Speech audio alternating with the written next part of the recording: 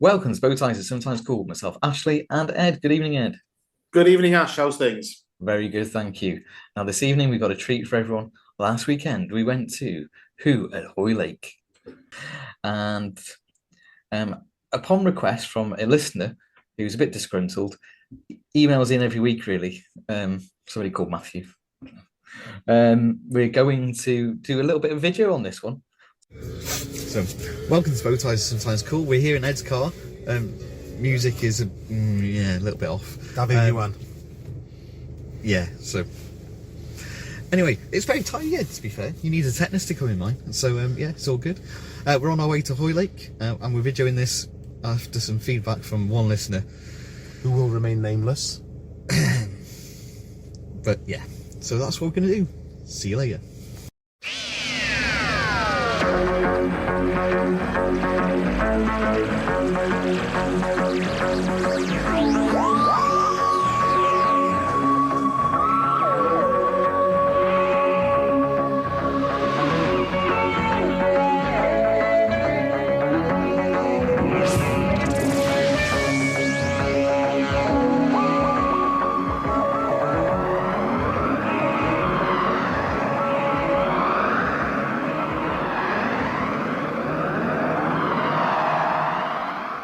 So there we go. So Ed, what did you think of the day? Well, I'll tell you what, let's just run through the proceedings. So we got there. I heard, as we were standing in the queue, we heard a good morning from behind us. It was Sophie Aldred. It's like, wow, nice. She was looking fantastic. She's just so nice. So on the day, we had a few speakers. We had Sophie Aldred. We had Colin Baker. I keep on missing. When it got around to, I just desperately needed Lou, unfortunately. You missed him again. I missed him again. The last time I saw him was in 1993, and I missed him then, and I missed him again in 2023. 30 years in the making, that meeting, and I missed him again, but there we are. Maybe next time. And who else did we have? So we had Michael Jaston. Yeah. And we had, Andrew Cartmell and Will Barton, interviewed by the fantastic Mitch Ben, which we'll come on to later. Who else did we have, Ed? We had Gary Russell and Keith Temple, who are both writers, and you've forgotten the one and only, the wonderful Louise Jameson as well. How the hell did I forget that? I think I was too busy trying to remember who was interviewing Andrew Cartmell, and mainly because I didn't quite realise, and if you're listening to this, Andrew, which potentially it might be, because we're going to probably copy you into it when we post it anyway, I just didn't quite realise how much Doctor Who royalty I was in the presence of. I mean, the actors, yes, but bearing in mind that Sylvester McCoy and every Sylvester McCoy story is absolutely 100% my favourite, I wish I spent a bit more time with Andrew Cartmell. I did get a photo with him, just didn't get much time to speak with him. And one last but not least, of course, as well, is Fraser Hines there as well. Absolutely. Time dictated, unfortunately, that we couldn't stay for that because they kind of, through no fault of anyone, just overran a little bit. I think the demand for the autographs was perhaps higher than people thought, and some guests just loved talking, no matter what was going on around them. You got to love them for it. So no, fantastic day, absolutely fantastic day. Ed though did get to ask one of his questions. Didn't you, Edward? I did. I asked Andrew Cartmell regarding a story I don't think I've ever mentioned before. I mean, it's not like I've got a picture of the beholding the book in my bio, or I've made a 15-minute YouTube video on it or anything at all. And not the sort of thing I do. But I got to ask Andrew Cartmell about a story some of you may have heard of called Lung Barrow, which was mooted for season 26. I think it got as far as sketchy sort of outlines, and then they decided no, it's going to be too boring for television, and they just turned it into They redid it as Ghostlight. So that was nice. Well, we're gonna insert that here because I think we've got a bit of audio from it. I can recreate the question if you want because it's my voice. I'll tell you what, Ed, we're going to play a bit of audio, but your question is not that clear. So we're going to recreate that moment. We're going to relive it. Right. So anybody got any questions? Oh, me. There's a strange gentleman with his hand up over there, looking a bit demented. Yeah. Andrew, the story Lung Barrow, how far did it get into production before it eventually became Ghostlight? Well, it was nowhere near production. It was pre-script stage. We're just talking about storylines. So there wasn't even a script yet. It was just a discussion and some small documents. But it was a brilliant story, but it was just too complex and not dramatic enough in the sense of, swift moving action. So we kind of recast it in the form of Ghostlight, which I still think is one of the greatest Doctor Who. People still ask me what it's about. Oh, yeah. Yeah, but I ran a competition on Twitter to see who could summarise it. I see it's entirely doable, I would maintain. But yeah, so I love Lung Barrow, but it was a kind of a Mervyn Peake, Gorman Gas sort of feel to it. It wasn't a conventional TV drama. Seamless said. Apart from the fact that we've told everyone, nobody would have ever known. So, Sophie Aldred, she was first up on the day, and she was fantastic. She told us a few stories. I just gotta love Sophie Aldred, haven't you? She's very much like just a go-getter as well, isn't she? She's such like a good role model. She was talking to sort of about how, she really wanted to do the stunts and so on. Well, always has, but even when she came back now, and she's just brilliant. The very first day, I walked onto the set and we were doing the very first scene, where Ace is in the art gallery and you see the back and then the camera comes around like that, which was brilliantly written by Chris, actually. It was very flattering. He said something like, we see a figure standing in front of a painting and could it be? Is it? Could it possibly be? The camera pans around and a whole load of other nice flattering stuff. Anyway, so I walked on set. I hadn't even met the director at this point. I'd spoken to him on the phone. Everyone's in masks, so you can only see like eyes, and it was a bit daunting. And anyway, the first thing that happened was the first AD just stopped everybody, and he said, "Right, everybody, I'd like to welcome back Sophie Aldred," and everybody just burst into spontaneous applause. And that was just such a lovely welcome. It was great. And then the cameraman, Mark, and I got on very well straight away. Jamie, the director, Jamie Magnus Stone, is a lovely, lovely man, and we hit it off as well.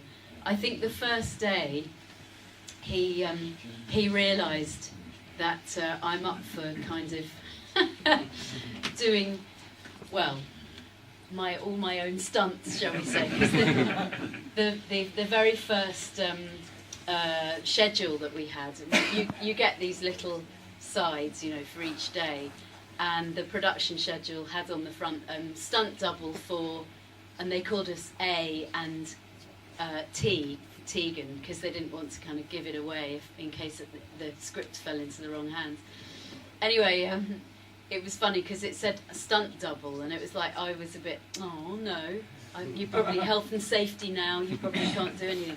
Anyway, after the first day, that kind of disappeared somehow, and I did end up doing all the stunts, which was great fun. Anyway, go on and on and on about it. It was so exciting, it really was. Yeah, you've got to love Sophie. I mean, I've said, I've been on record before saying, yeah, I absolutely loved Doctor Who before Sylvester and Sophie, but it was Sylvester and Sophie's dynamic as the Seventh Doctor and Ace that sort of projected me from sort of being a 95% Doctor Who fan into being someone who lives, eats, and breathes it. And yeah, the woman could do no wrong in my eyes. I mean, I love the stories about being on the new episode, The Power of the Doctor. and how great it was when they were standing in the room and it was 5 female lead characters of different ages, just being there and being the lead at that moment. Absolutely amazing. Yeah, I think she's a very, very inspirational woman. Yeah, very much so. And like I said to her, I said I hadn't met her for, this was only the last time I saw her was in 1993, which I know sounds ridiculous, but the thing is, if your working commitments and so on, and life just doesn't fall in line with conventions, that's just what happens. Yeah. So I said, I haven't seen you for 30 years, but I know you'll remember me. So it was nice to meet her again. She signed some stuff for me, and she's just amazing. Anyway, I won't carry on because I might sound a bit odd, but I think everyone who's listening to this will be in agreement that Sophie is literally ace. Yeah, that's very good. We can put the brunch on that. Yeah, definitely. So we had up next we had the man himself, Colin Baker. Yes, we did. And he was on fine form, really. I think he was struggling. I mean, it was a strange one, really, because it was one of those ones where the audience was sort of not correcting him, but he was sort of saying he couldn't remember things. He was like, "Now, what was that?" And as you've got a room full of Doctor Who fans, they're shouting the answers at him, remind him of his own career. Strange. But yeah, no, he had lots of little stories. And then somebody towards the end stood up and said, I think I have a question just over there, just down there. Yes, when are you going to stop imitating me?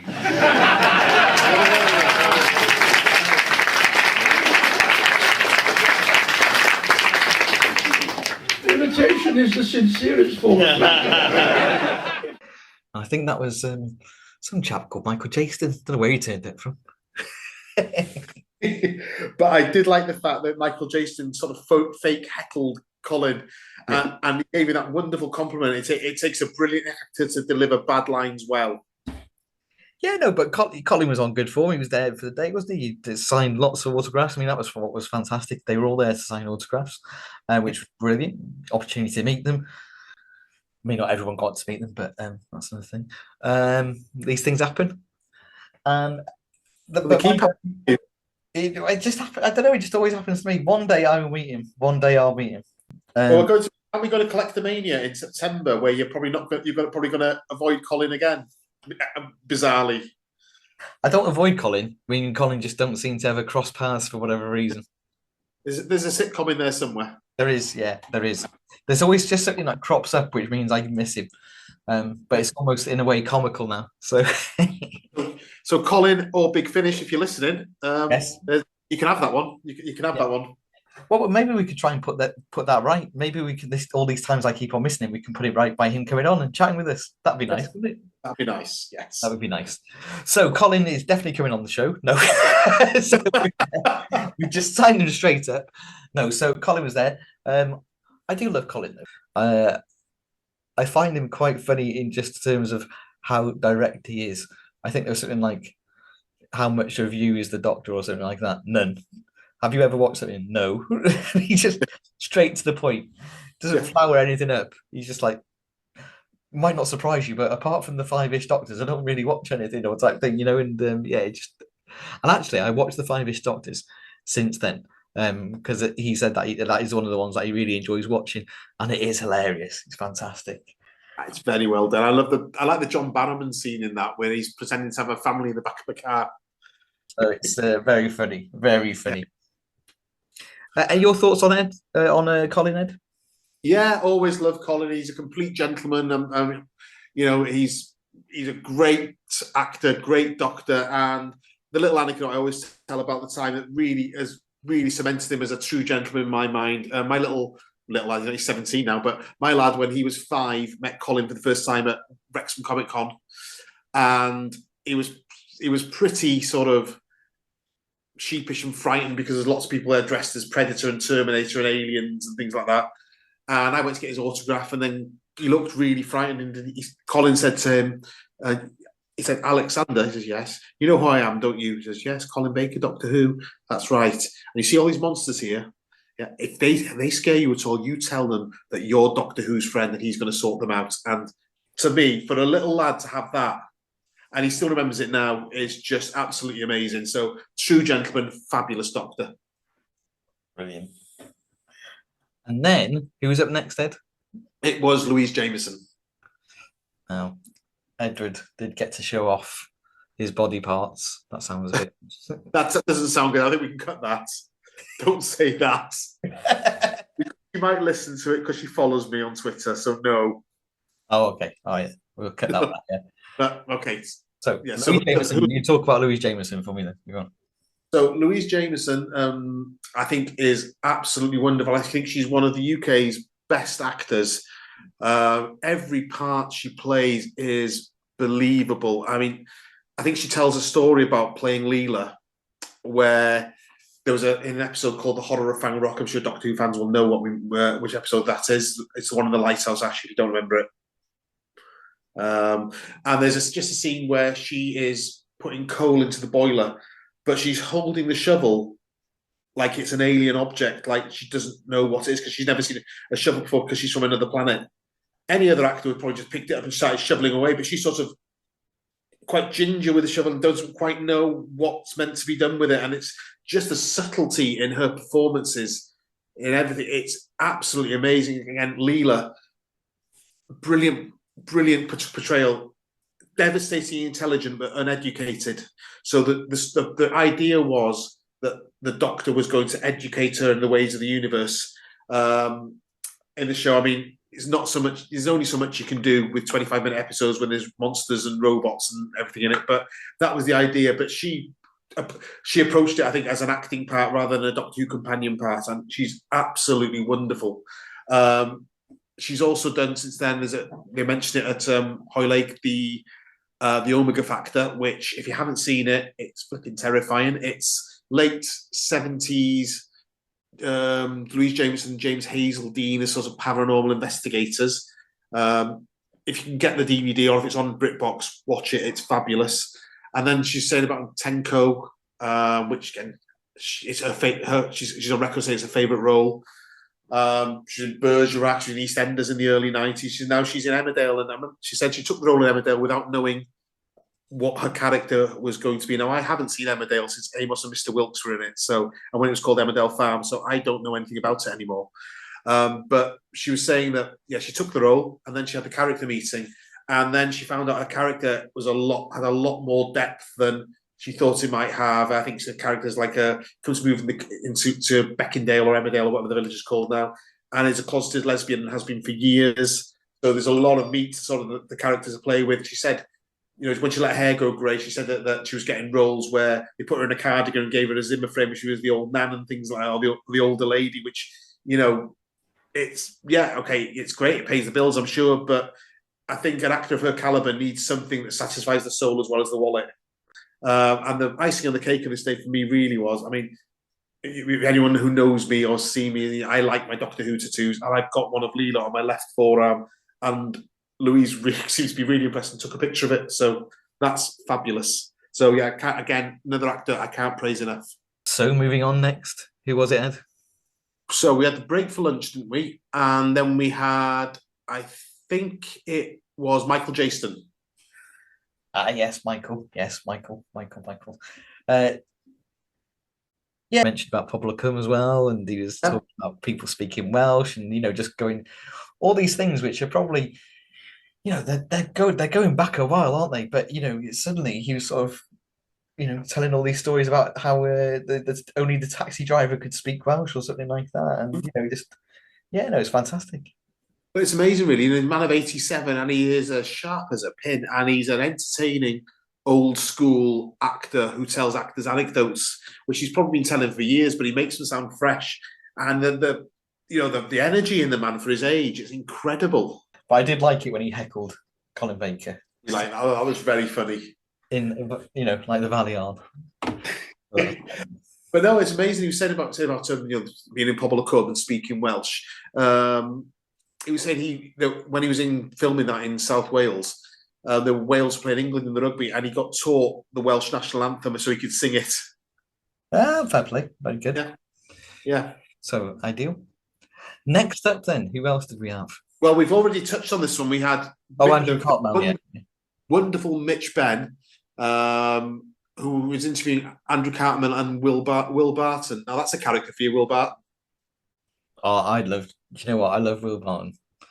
Will Barton, I probably will copy you in this one. I just love it. Please come on the show. You were fantastic. I just loved it. He was just so down to earth. He was brilliant. So yeah, he was. Excuse me. For anyone that's listening, not tying the joining the dots up, was in Survival. Yeah, he was Midge in Survival. Who was the one that was sort of taken over by the Master, wasn't he? Yeah. First of all, he was in just normal clothes, and then before we knew it, he was suited and booted and had an earring on a pair of sunglasses. So yeah, but no, he was absolutely fantastic. There was a chap that we met there, wasn't he? Who was talking about Space Precinct and all sorts. So no, it was just really, really down to earth and very sort of, I found, quite comical during the very much. I mean, he's played sort of a parody Boris Johnson on stage, hasn't he? So I think a lot of his mannerisms, and he knows how to work an audience. Yeah, well, he certainly did that. And Mitch Benn surprised me. I didn't really know much about Mitch Benn, although I've been enlightened since. Go and look at his stuff online. It's fantastic on YouTube. His songs are brilliant. But God, his like knowledge is encyclopedic. Like Andrew Cartmel was like, "Oh no, I'm not sure about that," and he goes, "Right, let me explain it to you," and then went off on one without taking breath and explained the whole thing. I actually learned a lot from that session, from that panel. So that was. Mitch Benn I've been a fan of for years. I think I said to Mitch when I was there, like, my wife got me his Proud of the BBC t-shirt from, God, it must be, I think it was Christmas 2010. She got it. I've still got it. That's one of his songs. You know, it's a bit like We Didn't Start the Fire. That sort of beat, and he just lists all the things that are amazing about the BBC. But he's done several songs. I mean, he's done a song that got him into trouble with Llandudno Town Council. And he's also, he has actually starred in a Big Finish, and I'm kicking myself because I've got it on vinyl. I didn't take it with me to get signed. Well, I learn something new every day. Right. Yeah. So next up, then, who was up next, Ed, that we saw? I mean, there were other ones, but unfortunately, as I say, we couldn't stay to the very end. So next up was. So the last people we saw that day were Keith Temple, who wrote the TV episode Planet of the Ood, and Gary Russell, who has written several Doctor Who novels and Big Finishes, and was also script editor on Doctor Who during the Russell T Davies era. Well, Gary Russell, I mean, surprisingly, I interviewed him back in 1996 at a big Doctor Who convention in Llandudno, and he at the time had written the novelization of the new, as it was then, Paul McGann episode. So he was pretty interesting. He also wrote some the Virgin New Adventure books and the Virgin Missing Adventures books, because obviously at that time there was no TV series on. And you might like one of them. There's one called The Scales of Injustice, which I know you're a big Pertwee fan, which is as if the Pertwee area had been made by the people making the X-Files. It's really good. Oh, right. Sort of the Silurians, the Third Doctor and Liz Shaw, and the sort of Silurians, but it's a lot more sort of like your Tinker Tailor espionage sort of angle on things. It's really, really good. So, I mean, he was there. He also, people either know this or not, but Gary Russell played Dick in the Famous Five, and he was saying that he hates people coming up to him and saying about lashings of ginger beer, because that was the comic strip spoof on it, Five Go Mad in Dorset. So he was saying about that. Keith Temple talking about, when you've got a Doctor Who episode coming out, the anticipantment, as he put it, of, oh God, what are people going to say about my episode when it airs? Because obviously his episodes aired in the age of social media. Whereas, if you didn't like a letter before, it was "Dear Points of View, I am utterly appalled." But now it's an instant reaction to episodes, and he's about seeing something that's only ever existed in your head existing really. He said about, one of the comments he got was that, well, it's meant to be the 51st century, but people are still using bullets and guns. Why shouldn't they have ray guns? And he's thinking, well, all sorts of things could have happened in that time. Use your imagination. There could have been revolutions. Technology could have been downgraded. So, yeah, it's interesting about sort of the writing, both of them, about these sort of the writing process. How something's taken from script to screen, and for Gary, a script editor, how he sort of tidies scripts up and makes them work. So, yeah, really interesting couple of chaps. Oh, yeah, no, it really was, really was. And then sadly, time dictated that we had to vacate the building, so we couldn't stay for the rest. But I'm sure Fraser Hines was fantastic. Right. I'm sure he will be. The people that stayed and saw him said he was absolutely brilliant. So sorry we missed you, Fraser. Maybe next time. Maybe next time. But it was a wonderful day, and it was really well organised. And great venue, really. Got his own parking. Brilliant. And you kind of know of the guys, don't you? Because it was the first time I'd ever been to anything like, well, not a convention like that, but to one of their events. But I think you know them, yeah. I don't know them, but I've spoken to them when I've been there before. There's a lady called Erica Lear who was the lady who was doing a lot of the instructions on stage, and the Liverpool fan group called Fans Like Us that organise it. It's the third time I've been. I went in 2012, 2018, this one, and I would definitely go to the next one because the conventions, like conventions used to be, they're not money making machines like the big ones are. This was really cozy, intimate, well run, well organized convention, organized by fans, for fans. And also, I mean, this one I thought was absolutely amazing and brilliant that they've done it. Is that this one was a charity convention to raise money for the mental health charity Mind. So we're going to put a link to Mind in the description. And if you want to make a donation, please make a donation. They do some amazing work. They really do. They really do. And it's really important. It affects everyone. It affects everyone to some extent or other. So that was our day. Hopefully we've ticked a few boxes for some of our listeners who give us feedback. And if not, I'm gonna just block your messages from now on, Matthew. To be fair, anyone that you wouldn't know, but Matthew is also he is a friend of ours in actual fact. So I'm not being mean, but he will find this very funny. He'll find this very funny. So there we are. We have been Bow Ties Are Sometimes Cool. So it's goodbye from me, Ashley, and it's goodbye from Ed. Goodbye, and on that bombshell, we'll finish. Goodbye.